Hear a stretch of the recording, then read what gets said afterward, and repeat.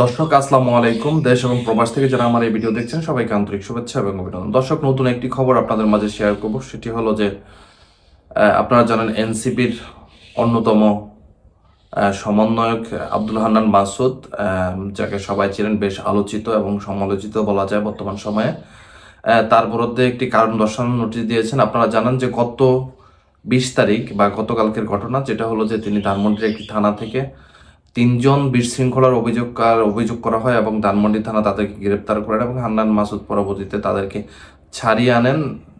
এই ধরনের একটি ঘটনা বা এই ধরনের একটি নিউজ আমাদের সবার সামনে এসেছে এবং সেই নিউজের পরিপ্রেক্ষিতে এনসিপি একটি কারণ দর্শানোর নোটিশ প্রদান করেছে। দর্শক, আমি বিলম্ব করব না, আপনাদের মাঝে আমি একটু খবরটা একটু পড়ে শোনাচ্ছি, তারপরে আপনাদের সঙ্গে একটু কথা বলছি। সেটা হলো যে হান্নান মাসুদকে কারণ দর্শানোর নোটিশ দেওয়া হয়েছে। জাতীয় নাগরিক পার্টি এনসিপির জ্যেষ্ঠ যুগ্ম সমন্বয়ক আব্দুল হান্নান মাসুদকে কারণ দর্শানোর নোটিশ দিয়েছে তার দলটি।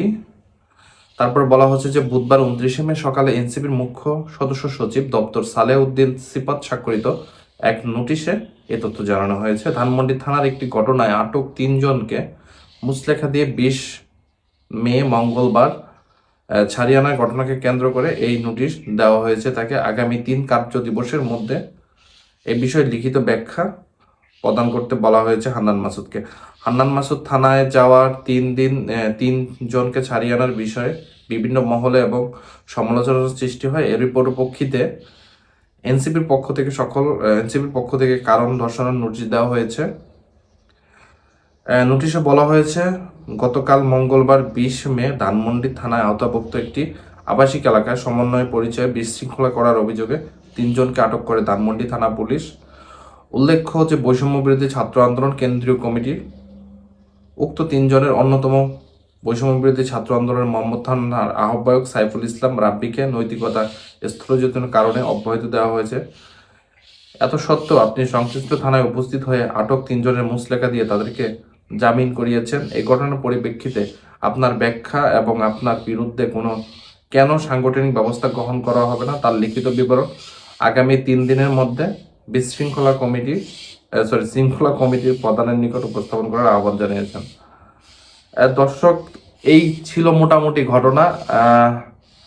এর পরিপ্রেক্ষিতে হান্নান মাসুদকে একটা নোটিশ দেওয়া হয়েছে দলের পক্ষ থেকে এবং তাকে নোটিশে বলা হয়েছে যে কি কারণে তিনি তাদেরকে ছাড়িয়ে এনেছেন। পাশাপাশি আমরা কিন্তু বেশ কিছুদিন ধরেই কিন্তু দেখতে পাচ্ছি যে এনসিপির মধ্যেও কিন্তু নানান জায়গা থেকে নানান অভিযোগ আসা শুরু হচ্ছে আস্তে আস্তে। এনসিপির যারা আঞ্চলিক সমন্বয়ক দাবি করেন, বৈষম্যবিরোধী ছাত্র আন্দোলনের যারা কাজ করছেন বা এই ধরনের দাবি করছিলেন, তাদের বিরুদ্ধে কিন্তু অনেক অভিযোগ আসা শুরু হয়েছে। আপনারা খেয়াল করবেন, যারা আন্দোলন করেছে, আন্দোলনে কিন্তু ম্যাক্সিমাম লোকজনই কিন্তু ফিরে চলে আসছে। সবাই তো রাজনীতির সাথে জড়িত হয়নি, অনেকে ফিরে আসছেন, কিন্তু যারা রাজনীতির সাথে ইনভলভ হয়ে গেছেন বা যারা রাজনীতি করার পর্যায়ে চলে গেছেন, তাদের কাছ থেকে কিন্তু তাদের যারা রাজনীতি করছেন বিভিন্ন থানা বা উপজেলা এবং জেলা পর্যায়ে যারা আছেন তাদের বিরুদ্ধে কিন্তু আস্তে আস্তে অভিযোগগুলো আসা শুরু হচ্ছে। যেমন বিএনপির বিরুদ্ধে অভিযোগ প্রথম থেকেই ছিল, এখন এনসিপির বিরুদ্ধে অভিযোগ আসা শুরু হয়েছে। এগুলো যদি এখনো যদি শুধরানো না হয়, এগুলো যদি এখনো যদি ঠিক না করে, তাহলে কিন্তু ধীরে ধীরে কিন্তু অন্যান্য দলগুলো কিন্তু আবার সেই পুনরায় সুযোগ পেয়ে যাবে এবং এনসিপি আর অন্যান্য যে দলগুলো আছে এগুলোর মধ্যে কোনো পার্থক্য থাকবে না। এগুলো যত দ্রুত সম্ভব এগুলো ঠিক করে নেওয়া উচিত বলে আমি মনে করি। দর্শক, এই ছিল খবর। আপনার মন্তব্য কমেন্ট বক্সে জানাবেন। সবাইকে ধন্যবাদ। আসসালামু আলাইকুম। দর্শক, আজকের আলোচনা কেমন লাগলো আপনার মন্তব্য জানাতে ভুলবেন না। রাজনীতি, অর্থনীতি এবং দেশ বিদেশের গুরুত্বপূর্ণ খবরের গভীর বিশ্লেষণ পেতে আমাদের সাথে থাকুন। ধন্যবাদ।